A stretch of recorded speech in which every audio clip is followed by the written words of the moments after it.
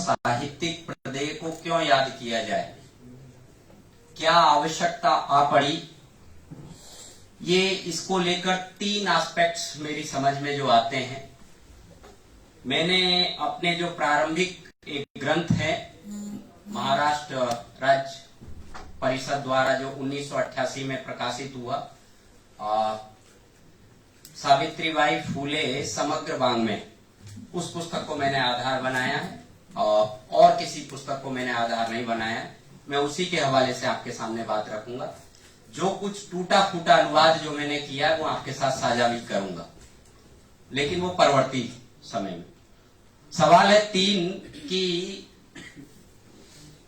सावित्रीबाई फूले के दौर में उस समय का युगीन परिवेश कैसा था, उस युगीन परिवेश में महाराष्ट्र में क्या चीजें घट रही थी, और जिस फूले दंपत्ति की हम बात करते हैं उनका उस दिशा में क्या योगदान था। हम लोग जनरली औसतन एक चीज बहुत गलत करते रहे हैं। हिंदुस्तान में एक समाज व्यवस्था है चातुर्वर्णीय व्यवस्था। इस चातुर्वर्णीय व्यवस्था पर हम लोग जनरली ये सोचते हैं कि चतुर्वर्ण की जो व्यवस्था है वही इस समाज की सामाजिक संरचना है। ये अधूरा और एकांगी सत्य है। चातुर्वर्ण व्यवस्था से इतर भी हिंदुस्तान का एक समाज है जो पंचम वर्ण के साथ भी है, जिसको अंत्यज, अतिशूद्र, जो भी आप नाम शूद्र कुछ भी कह दीजिए, अनेक नाम दे सकते हैं, और आधुनिक समय में आप देना चाहें तो उसको दलित कह सकते हैं। इसको जरूर ध्यान में रखें, क्योंकि जिस समाज व्यवस्था से जो कोई भी सामाजिक व्यक्ति काम करेगा, सामाजिक रूप से, शैक्षिक रूप से या साहित्यिक रूप से, वो अपने सामाजिक परिवेश की जो विसंगतियां हैं, विडंबनाएं हैं, उनसे इतर होकर कोई काम नहीं कर सकता है। अब सवाल है कि सावित्रीबाई फूले को कौन से अनुभव प्राप्त हुए। अनुभव तीन तरीके के अनुभव उनकी कविताओं में रिफ्लेक्ट होते हैं। एक अनुभव है बाल जीवन, जिस पर उस जमाने में बाल जीवन को बाल विवाह में होम कर दिया जाता था, उसको लेकर उनकी कविताएं। एक पहलू तो उनका ये नजर आता है कि बाल विवाह ना हो। दूसरा है, अभी तक हम ये सोचते आ रहे हैं, और आज के जमाने में तो इतिहास लेखन में ये बड़ा गंभीर संकट है कि राष्ट्रवादी होने का सबसे अच्छा तरीका है कि हमसे पूर्ववर्ती शासकों को ठीक ठाक भर भर के गालियां दो। कोई भी सत्ताएं रही हो उनको ठीक ठाक घोषो और अपना इतिश्री मान लो। इसके दो उदाहरण मैं देना चाहूंगा। मालगुडी डेज के राइटर ने एक जमाने में जब आजाद हिंदुस्तान हुआ तो उसमें एक बात उन्होंने कही कि अब कांग्रेस को करना क्या है। तो कहा ठीक है, अंग्रेजों ने अपने बहुत अच्छे अच्छे स्टेचू लगाए थे वायसराय लॉर्डों के, उनको हटाओ और गांधी का लगा दो पुतला। नए पुतले बनेंगे, नई चीजें बनेंगी। लेकिन सवाल है उनका क्या कंट्रीब्यूशन नहीं था सामाजिक रूप से, स्वास्थ्यगत रूप में, आधारभूत अधिसंरचना में? अगर था तो उसको कैसे देखा जाए, क्योंकि एक बड़ा पेचीदा मसला है और संवेदनशील मुद्दा है। क्योंकि एक तरफ कहते हैं कि एक वर्ग ऐसा था जो अंग्रेजों का पैरोकार था, और एक वर्ग ऐसा था जो अंग्रेजों के विरोध में लड़ता था। तो हम तो शहादत वाले देश के, ज्यादा शहादत हमें ज्यादा पसंद आती है, हमें राजभक्ति उतनी पसंद नहीं आती, या सोशल रिफॉर्म हमें नहीं पसंद आते, या एजुकेशनल रिफॉर्म हमें पसंद नहीं आते, ना लॉ मेकिंग हमें पसंद नहीं आती। इन पहलुओं से द्वंद्व दिखता है उस पीरियड में। वो भारतीय साहित्य की जितने रचनाकार है, भले वो भारतेंदु के पास देखें या सावित्रीबाई फूले के पास देखें, सावित्रीबाई फूले भी अपने को कैसे देखती है, अंग्रेजी भाषा के प्रति उनकी स्तुति क्या है, अंग्रेजी के बारे में वो क्या कहती है। वो कहती है अंग्रेजी माने हमें एक तरीके से तार्किक बनाया। ये वही डिबेट है, आधुनिकता या मॉडर्निटी ने हमें किस तरीके और आगे बढ़ाया। अब सवाल है आधुनिकता के आईने में दलितों के सवाल को हल किया जाए। इसको लेकर दो तरीके की अप्रोच है। एक तो कहता है कि दलितों का एक तबका ऐसा है जो अंग्रेजी भाषा और साहित्य का प्रबल पैरोकार है और उसी से उसका इमेंसिपेशन हुआ है, उसको मुक्ति मिली है।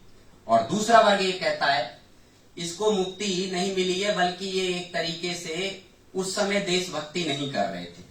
ये दोनों तरीके की डिबेट है, आप लोग चाहे अनचाहे जो ओपोनेंट जो मानस है उसको भी जरा समझने की कोशिश करें। ये दोनों वैसे आज भी गतिशील है, ऐसा नहीं कि कोई जो है अर्थवत्ता इनकी खो गई हो, आज भी गतिशील है।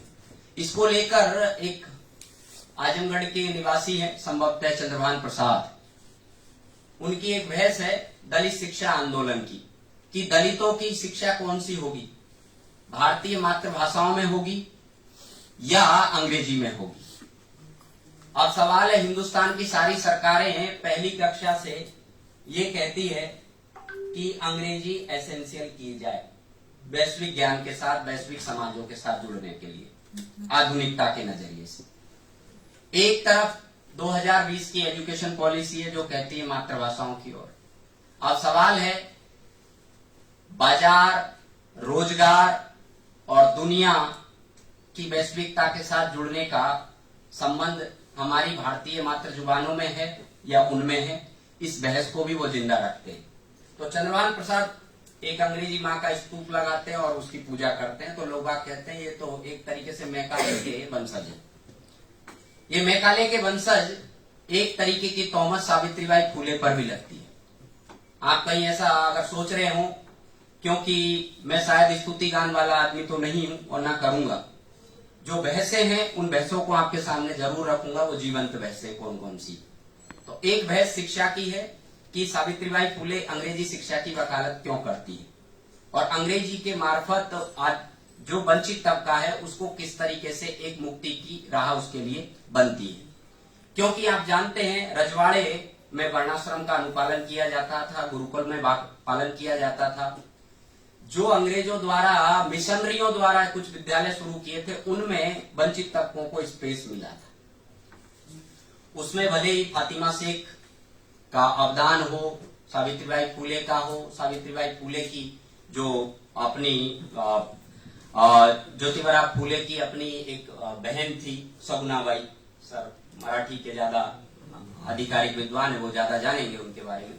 सगुनाबाई, उनके कंट्रीब्यूशन को भी जरा देखें, क्योंकि वो विधवा थी सगुनाबाई। सगुनाबाई विधवा थी तो वो एक काम करती थी एक ट्रस्ट के साथ, एक चर्च के ट्रस्ट के साथ।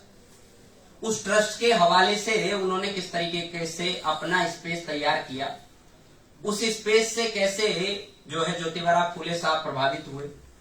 ज्योतिबा फूले के साथ ये भी गई, बाद में इन्होंने शिक्षा अर्जित की। प्राथमिक शिक्षा तो घर पे हो गई, पति के सहारे हो गई। बाद वाली शिक्षा के लिए उन्हें 2 नगरों में जाना पड़ा, एक अहमदनगर में संभवतः और एक पुणे में, नॉर्मल स्कूल में, और एक और ट्रस्ट था, उसका नाम है संभवतः याद नहीं है मुझे, लेकिन है लिखा हुआ।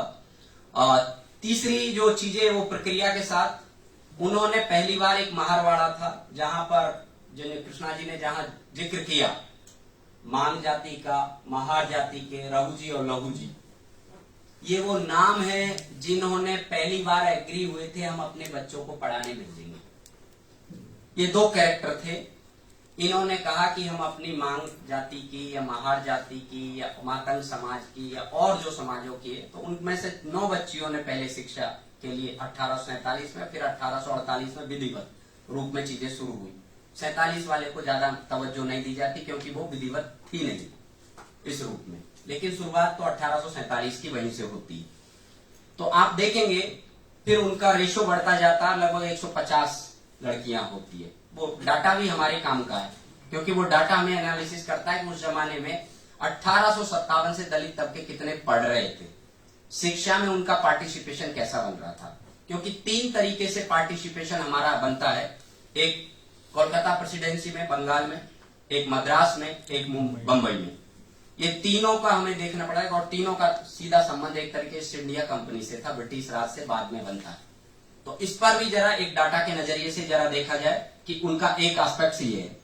तीसरा जो एक पहलू जो मुझे समझ में आता है, जो वो महत्वपूर्ण है, कि उन्होंने 23 वर्ष की अवस्था में साहित्यिक लेखन की शुरुआत की। लेकिन साहित्यिक लेखन के साथ साथ क्या वो सच में एक ऐसी माँ थी जिसका अपना कोई जन्मजात बच्चा तो नहीं था, फिर भी वो एक विराट माँ थी, क्रांति ज्योति थी?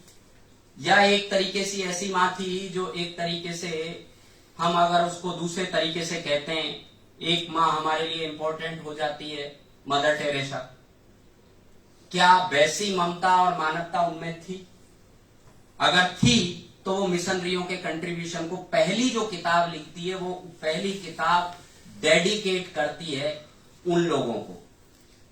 अब सवाल है, गुलामगिरी लिख रहे हैं तो वो जब ज्योतिबा फूले साहब तो अमेरिकन निग्रो को वो समर्पित करते हैं, ये जब किताब लिख रही हैं तो अपनी किताब समर्पित कर रही है उनको। हमको कौन सा इतिहास पढ़ा रहे हैं मास्टर लोग, राष्ट्रवादी लोग, जिन लोगों ने भी पढ़ाया, मैं नहीं कहूंगा इनमें, सब घालमेल है। सच क्या है? इसका मतलब दलित पर्सपेक्टिव के नजरिए से अंग्रेज राज, ईसाई मिशनरियों का कंट्रीब्यूशन बहुत इंपॉर्टेंट नजर आता है, जो उनकी एक पक्षधर, जिनको पहली बार मानव समझा गया। दूसरा फिर बाद में उनका स्वास्थ्यगत क्षेत्र में अवदान। स्वास्थ्य के क्षेत्र में क्या क्या अवदान है? आप लोग जानते हैं कि हिंदुस्तान की एक बड़ी समस्या है अनमेल विवाह की। ये कोई आज खत्म हो गई ऐसा नहीं है, ये दुनिया के बाजार की बड़ी एक समस्या है। आज भी आप जरा देखें तो बाल विधवाएं हर जगह मिलेंगी। अब बाल विधवाओं को विवाह का अवसर मिल जाता है, वो अलग मसला। उस जमाने में क्या मिलता था उसका एक आधार आपको सीमंतनी उपदेश जैसा टेक्स्ट पढ़ के समझ में आ सकता है। सीमंतनी उपदेश में आपको समझ में आ जाएगा कि बाल विधवाओं की कैसी स्थिति थी। तो एक वो है, दूसरा स्त्री पुरुष तुलना ताराबाई सिंधे का टेक्स्ट, तीसरा है पंडिता रमाबाई की जिसने हाय। उनसे पहले जो है सावित्रीबाई फूले स्त्रियों के पक्ष में क्या लिख रही, उनके स्वास्थ्यगत सवालों को कैसे उठा रही है। इसको लेकर दो तीन चीजें हैं कि अनमेल विवाह की वजह से, वो निर्मला में भी आता है, प्रेमचंद के यहाँ पूरी परंपरा आती है, लेकिन ये परंपरा की शुरुआत कौन करते हैं, आधुनिक काल में इसकी शुरुआत कौन करते हैं? तो मुझे दो शब्द वहां पर मिले, उन्हीं के काव्य फूले में पहली बार एक टर्म और आता है स्वराज। हम लोग स्वराज का प्रतिपादक बाल गंगाधर तिलक को बना के चले जाते हैं। मुझे लगता है असली हकदारणी उसकी सावित्रीबाई फूले। आप दोबारा से मराठी का पूरा टेक्स्ट पढ़िए, आपको समझ में आएगा। मैंने रेफरेंस लिए पेज के साथ, मैं आपको दिखा सकता हूं, और आप चाहे तो archive.org पे वो पूरी पुस्तक अवेलेबल है। 194 प्रश्नों की है, उसको पढ़िए, सीधे कम्युनिकेट हो जाएगी। हिंदी वाला रिसर्चर तो आसानी से उसको समझ सकता है। तो एक पहलू वो। दूसरा पहलू है कि स्त्री के स्वास्थ्यगत सवालों को लेकर क्या है कि जो बच्चे जन्म देके चली जाती थी, विधवाएं होती थी, परित्यक्ताएं होती थी, उन्हीं में से एक बच्चा उन्होंने दत्तक लिया था, यशवंत राव को। अब ये यशवंत राव कौन है? एक विधवा ब्राह्मणी का बच्चा। अब सवाल है, इतनी उदार मना कौन हो सकती है? और अपने बच्चे को पढ़ाया लिखाया, डॉक्टर बनाया, और प्लेग में जो है एक तरीके से उनकी जो जीवन लीला समाप्त होती है। ये उनकी एक जिंदगी का एक हिस्सा है। लेकिन उनके 5 एस्पेक्ट्स बहुत इंपॉर्टेंट है। 2 कविता संग्रह है उनके। 2 कविता संग्रहों के अलावा उन्होंने अपने पति ज्योतिबा फूले के निबंधों और व्याख्यानों का संपादन किया 1856 में, और उसकी तिथि है 25 दिसंबर 1856, जो मुझे किताब में अवेलेबल मिली। उसमें आवरण पृष्ठ दिए हुए, पुरानी पिक्चर्स भी है उसमें। एक वो काम है। दूसरा है उनकी विचार संपदा, वो किन किन चीजों पर सोचती थी। मैं वो चीजें आपके साथ साझा करना चाहूंगा, क्योंकि वो रेफरेंस से बातचीत थोड़ी पुष्ट ज्यादा होती। काव्य फूले में कुल 41 कविताएं हैं। इन कविताओं को हम 7 भागों में बांटकर देख सकते हैं। पहली है निसर्ग परक या प्रकृति परक, दूसरी है सामाजिक, तीसरी है प्रार्थना परक, चौथी है आत्म परक, 5वीं है काव्य विषयक, 6ठी है बोध परक, 7वीं है इतिहास विषयक और स्फुट कविताएं। और पहली बार ये इतिहास बोध को चित्रित करती है कि शिवाजी पर ये कहती है शिवाजी और राजा बलिराज को याद करती है। इससे संबंधित कविताएं। बलिराज को लेकर कि एक कहानी है राजा बलि की, उसके राज्य में क्या क्या था, और शिवाजी को याद करती है कि शिवाजी का जैसा इतिहास है वैसे हमारे पूर्वजों का इतिहास है। ये अपने आप में जो अभी तक हमें एक तरीके से उत्पीड़ित माना जाता था और एक तरीके से देखा जाता था कि उत्पीड़न के शिकार वर्ग हैं, वैसे रूप में, दमित रूप में नहीं चित्रित करती, गौरवशाली परंपरा के साथ याद करती है। ये इनका एक भिन्न इतिहास बोध। और शिवाजी को लेकर पहली बार उनकी कविताएं 1854 में प्रकाशित होती है, जब बाबा साहब, जो बाल गंगाधर तिलक साहब जैसे लोग लेखनी भी नहीं चला रहे थे। और उनका झुकाव क्या था, उन्होंने बाद में महाराष्ट्र के लोगों को जोड़ने के लिए एक तरीका अपनाया, शिवाजी जयंती, और ये चीजें शुरू की। तो लोगों को इतिहास थोड़ा सा याद रखना चाहिए कि ये इतिहास निर्माण में भी दलितों में सावित्री बाई फूले, क्योंकि माली समुदाय से आती थी, शूद्र वर्ग से आती थी, वो सीधे के सीधे अंत्यज नहीं थी। इस चीज को भी जरा ध्यान रखिए। लेकिन उनके सरोकार शूद्र, अति शूद्र दोनों के सरोकारों से जुड़कर था, जिनको वंचित किया गया था। फिर याद करती है वो पेशवाई साम्राज्य को इतिहास विषय बारे में, कि पेशवाई का रूल क्या था। तो वो कहती है कि वो फिजुल खर्च थे, लंपट थे, फलाने ढिकाने, ऐसी चीजें उनकी कविताओं में आती है। वो एक तरीके से उपदेशात्मक भी है, लेकिन एक साथ के साथ इतिहास का एक आख्यान भी दे जाती है। और दूसरी तरफ वो यही बात कहती है कि ये इतिहास से अच्छा है आंग्ल इतिहास, अंग्रेजों का इतिहास। अब सवाल है, हमें अंग्रेजों का इतिहास तो बड़ा कचोटता है, क्योंकि बचपन से हमको जन्म घुट्टी तो इतिहास की दूसरी मिली है। तो सवाल है कि वो पैरोकारी किसकी करें हम। अगर देश की वादा खिलाफी करेंगे तो देशद्रोही कहलाएंगे, और अगर उनकी पक्षधरता निभाएंगे तो सामाजिक न्याय से हट जाएंगे। तो आदमी करे क्या, किधर रहे, किधर जाए? इस वस्तु स्थिति, इस संक्रमण को जरा सामने रखती है। दूसरी इनकी जो निसर्ग विषय कविता है, उनमें एक है पीवड़ा चाफा। सर, पीवड़ा चाफा हल्दी को ही बोलते हैं ना? हाँ, हल्दी का रंग, जैसा पीला रंग का पीला रंग फूल होता है। हाँ, इसके बारे में वो बात करती है। मुझको लगता है उस जमाने में मैं थोड़ा सा विंसेंट वैन गॉग को एक दौर में पढ़ा था। उनकी सारी पेंटिंग के जो रंग है, रूप है, वो सारे के सारे येलो। अब ये येलो चीज क्यों है उस पीरियड में मैं नहीं जानता, लेकिन मुझे लगता है उस पर कोई स्टडी फर्दर कोई करे कि उस जमाने के युग की एक सोच तो नहीं थी कुछ इस तरीके के रंगों को लेकर, जो उसके आधिकारिक विद्वान है वो समझे इसको। दूसरा है जायचे फूल, जायची कड़ी, गुलाबाचे फूल, फूल पाखरू आणि फुलाची करी, और मानव सृष्टि आणी और मातीची सोणी। रंग परकता के महत्व को लेकर उन्होंने गुलाब के बारे में कहा, गुलाब सारखा मानव हा प्राणी, सावित्री जी वाणी ध्यानी आना। मानव और सृष्टि कविता में वो उन्होंने एक तरीके से कि मानव प्राणी जो है इस निसर्ग की सबसे अच्छी सृष्टि है, इस सृष्टि को जान लो और मानव जीवन की शोभा बढ़ाओ, उसको गर्त में ना मिलाओ। ये कविता का भावार्थ है। ये मैंने अपने तरीके से किए हैं। और दूसरे तरीके की चीजें हैं सामाजिक गीत, इसमें 11 कविताएं शामिल होती है। और सिकणे साठी जागा छा, मनु महाणे, ब्रह्मभीति सेते, शूद्राचा दुखाणे, इंग्रेजी माऊजी, अंग्रेजी माँ, शूद्र शब्दाचा अर्थ, बर्डी स्त्रोत, शूद्राचा परावलंबन, और तयास मानव अज्ञान, सावित्री ज्योति संवाद। ये सावित्री ज्योति संवाद एक तरीके से मुझे लगता है तुकाराम की जो एक परंपरा थी अभंग वाली, उस परंपरा से अपने को जोड़कर उन्होंने लिखा भी है। उसमें देखेंगे तो उनमें अभंग सबसे ज्यादा दिख रहे हैं। दूसरे हैं उसमें जो मध्यकालीन जो मराठी की जो भक्ति परंपरा है, चोखा मेड़ा की भी परंपरा है, उससे भी वो जुड़ते हुए अपने रूप बनाती है और उनको जोड़ते हुए आधुनिक रूप में रचती है।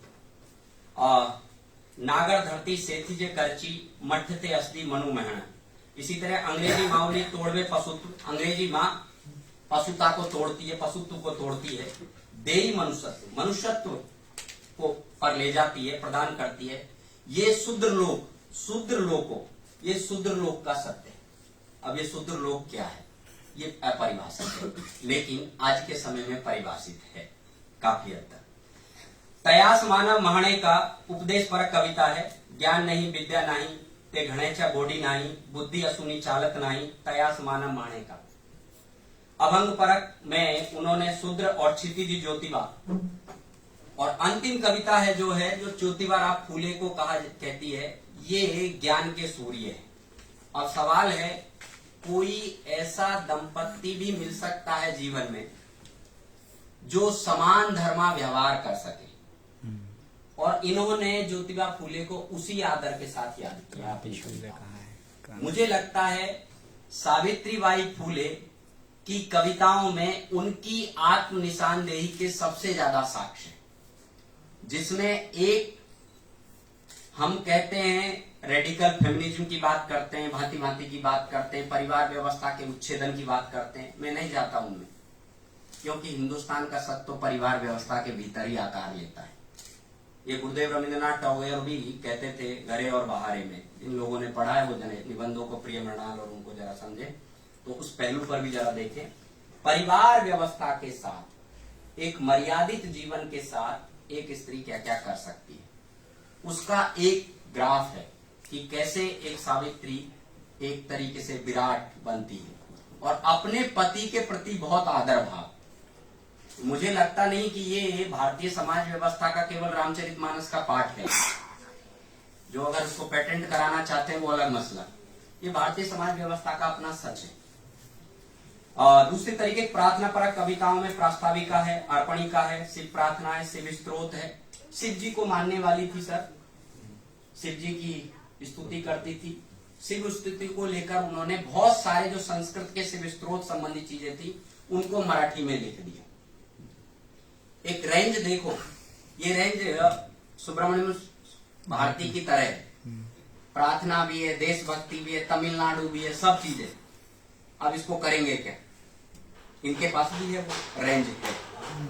फिर है स्वागत परक पद्य है, फिर कविता पर बातचीत है, शिव पार्वती का चित्र उसके मुख पृष्ठ पर है। फिर आत्मपरक कविताओं में बहुत सारी कविताएं, उसमें दो कविताओं पर मैं बातचीत करूंगा। आमची आरू, आमची आरू में इन्होंने सगुणाबाई की प्रति कृतज्ञता व्यक्त की है और सगुणाबाई के कंट्रीब्यूशन को अपनी जिंदगी पर क्या क्या उसका असर पड़ा उसको याद किया है इन्होंने। दूसरी कविता है माझी जन्मभूमि आणी, मेरी जन्मभूमि। अब सवाल है, हम लोग सभी अपनी जड़ों से उखड़े हुए लोग हैं, आ जाते हैं परदेश शिक्षा के लिए, रोजगार के लिए, किसी के भी लिए, लेकिन अपने गांव को कैसे याद करते हैं? आधुनिक दलित राइटर जब याद करते हैं हिंदी के, तो एक तरीके से हीनता ग्रंथि के साथ याद करते हैं। मराठी के दलित राइटर शायद हीनता ग्रंथि के शिकार मुझे नहीं दिखाई देते। उनमें एक तरीके का स्वाभिमान है, अपनी जमीन के प्रति एक लगाव है, और वो अपने गांव को याद करती है, नए गांव को, जो उनका पुश्तैनी गांव है, जहां से एक बच्ची 9 वर्ष के बाद, शादी के बाद जाती है और उसकी पूरी चीजों को एक एक तरीके से रखती है। फिर अगली काव्य विषय कविताओं में दृष्टा कवि आणी, दृष्टा कवि कैसा होता है उस पर बात की है। उसका विषय खुले काव्य पर बात की है। इस द्रव्य सृष्टि में काव्य श्रेष्ठ है जिससे जीने का संबल मिलता है और शिव सुंदर की सृष्टि होती है। बार बार उसको याद करती है और उसका एक नया रचनात्मक उपयोग करती है।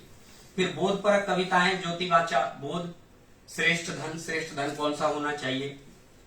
फिर है नवस, नवस है अज्ञानता पर केंद्रित और बाल बच्चों को, छोटे छोटे बच्चों को जो छोड़ देते हैं उन पर, उसको लेकर उस पर केंद्रित कविताएं। और अंग्रेजी से क्या सीखा जा सकता है, अंग्रेजी शिक्षा आनी, सिखा आनी, इस पर। और इतिहास विषय में छत्रपति शिवाजी, और दूसरा है रानी छत्रपति ताराबाई पर को केंद्रित करके। दूसरा संग्रह जो इनका है कविता संग्रह, क्योंकि मैं उसी और पहलुओं पर तो आप लोग बात करेंगे, मैं कविताओं पर बात करूंगा तो थोड़ी ठीक है। दूसरा संग्रह है 52 कसी सुबोध रचनाकर। हम लोग भूषण कवि को याद रखते हैं शिवा बावनी के आधार पर, 52 छंद लिखे, 52 कसी सुबोध रत्नाकर, जो 1891 में लिखी गई, प्रकाशित हुई 1892 में। ये चाहती थी वो किताब जो है ज्योतिबा फूले के दौर में ही प्रकाशित हो जाए, चाहती है लेकिन हो नहीं पाया। और यह रचना, इसमें सामाजिक इतिहास परक जो दरिद्रता है और जो काव्य है और जो महाराष्ट्र का परिवेश है उसकी वस्तु स्थिति को दर्ज किया है बहुत सारी कविताओं में। और इसमें प्राचीन मध्ययुगीन कालखंड के इतिहास की पेशवाई की क्रूरता और समाज का हृदय विदारक चित्रण हुआ है।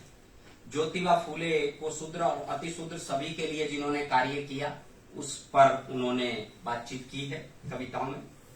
एक दूसरा इनका पहलू है सावित्रीबाई फूले की विचार संपदा का। उसमें उन्होंने 5 निबंध लिखे, एक उद्योग पर, दूसरा विद्यादान पर, तीसरा सदाचरण पर, चौथा व्यसन पर और 5वां कर्ज पर। और इनके मेरिट और डिमेरिट दोनों गिनाए कि इनका नुकसान हमारे अपनी गुलामी में कितना सहयोग करता है। अंग्रेजी माँ जो अभंग है, हे अंग्रेजी माँ अंग्रेजी बेखरी शूद्रों की उद्धारिका मन भावनी है अंग्रेजी माँ, तू मुगलाई नहीं है ना ही पेशवाई है ना ही मूर्ख साई है। हे अंग्रेजी माँ देती सभी को सत्य ज्ञान शूद्रों के जीवन में देती प्रेम, हे अंग्रेजी माँ तू शूद्रों में की प्राण प्यारी है, तू सभी की आजी है। आजी मतलब माँ सर, दादी।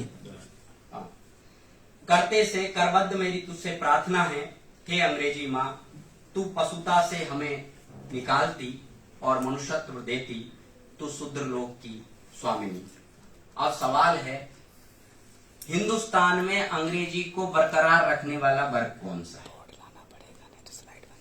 अंग्रेजी किसके साथ है, किसकी वजह से एग्जिस्ट करती है, इस पर बहुत कम बहस होती है। जनरली हम एलिट क्लास पर करके छोड़ देते हैं। मुझे लगता है वंचितों के लिए, वीकर सेक्शन के लिए इसकी राह उसी समय बनी, इसी अंग्रेजी शिक्षा के हवाले से धर्मांतरण भी हुआ, स्वास्थ्यगत सुविधाएं भी मिली और आधुनिक विश्व व्यवस्था और आधुनिकता से हमने कदम ताल भी मिलाई। हम माइकल मधुसूदन दत्त पर तो खूब आरोप लगा देते हैं, औरों पर नहीं लगाते। इस पर गंभीरता से सोचने की आवश्यकता है।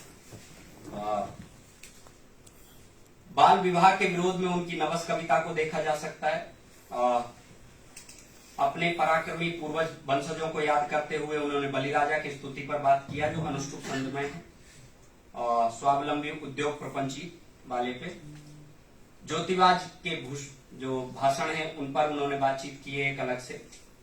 और ये सारे सोर्स मैंने लिए महाराष्ट्र राज्य परिषद 1988 आणी संस्कृति मंडल में, जो संपादक है डॉक्टर मागो मावड़ी सर, 1988 का, उसके अनेक संस्करण है।